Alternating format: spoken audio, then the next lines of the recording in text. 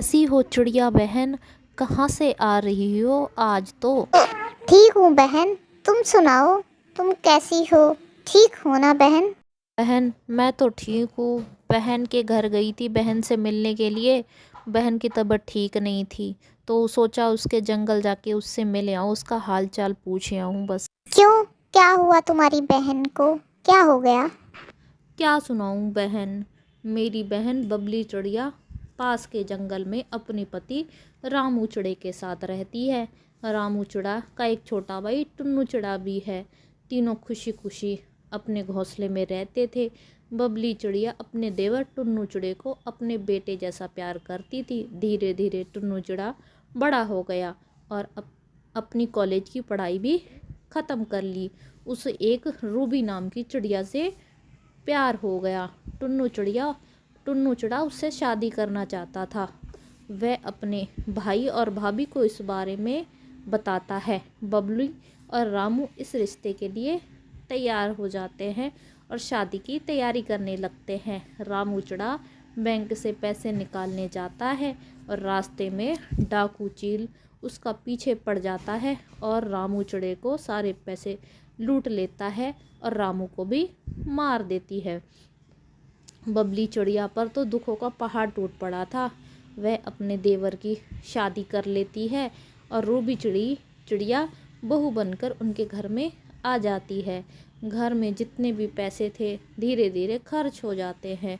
बबली चिड़िया अब अपने देवर को काम करने के लिए कहती है। टुन्नू चिड़ा अब अपने लिए नौकरी ढूंढता है और जल्दी उसे नौकरी भी मिल जाती है।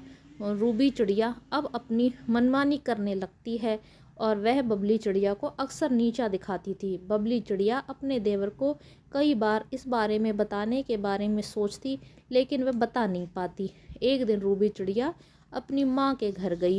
उसकी माँ कहती है कि अब तुम उस बूढ़ी चिड़िया को घर से निकाल दो, फालतू में उसका खर्च उठा रहे हो और आगे चलकर तुम्हारे भी बच्चे होंगे, उसका भी खर्च होगा। अगर टुन्नू जी मना करे तो मेरे पास आ जाना, अपने आप उनकी अकल ठिकाने आ जाएगी और अपनी भाभी को घर से निकाल देंगे। रूबी चिड़िया अब अपने घर चली जाती है। रात होती है, टुन्नू जी भी घर आ जाते हैं। रूबी टुन्नू से अपनी भाभी को घर से निकालने की बात करती है। टुन्नू कहता है कि वह अपनी भाभी को घर से नहीं निकालेगा। रूबी चिड़िया कहती है कि अगर वह ऐसा नहीं करेगा तो वह अपने मायके चली जाएगी। उनकी बातें बबली चिड़िया बाहर से सुन रही थी। रात भर बबली चिड़िया रोती रही और अगली सुबह उसने अपने सामान बांध लिया और घर छोड़ने के लिए तैयार हो गई। टुन्नू ने बबली से पूछा कि भाभी अब कहाँ जा रही हो? बबली ने बताया कि वह अपनी माँ के घर जा रही है।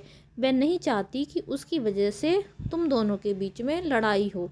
टुन्नू ने कहा कि भाभी आप कहीं नहीं जाएंगी, ये आपका घर है, आपने मुझे बेटे की तरह पाला है। भला माँ अपने बेटे को छोड़कर जाती है?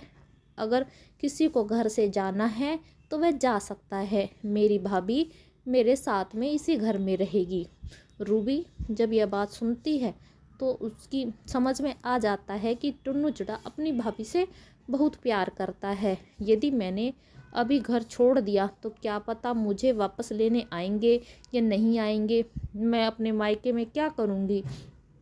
ऐसा सोचकर वह घर नहीं जाती और वह बबली चिड़िया से भी झगड़ा नहीं करती। अब तीनों थोड़े ठीक तरीके से रहते हैं। रामू चिड़े की कमी बबली चिड़िया को हमेशा सताती रहती है, इसलिए मेरी बहन बहुत दुखी रहती है।